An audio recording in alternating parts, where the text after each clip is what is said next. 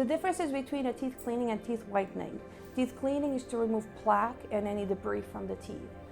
Teeth whitening is to make your teeth whiter, something that does not happen with a cleaning.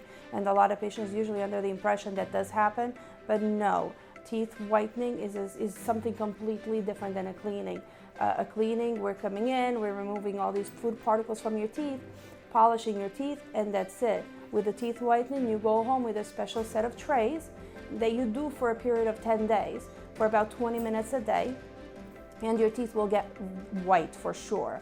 And then you're supposed to do a maintenance maybe once every 6 months for 2-3 days, just popping those trays with some gel in them, and your teeth will be able to stay white for a very long time.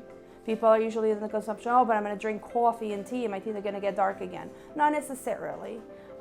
Everybody's different, but usually it takes a very, very long time for your teeth to get dark again.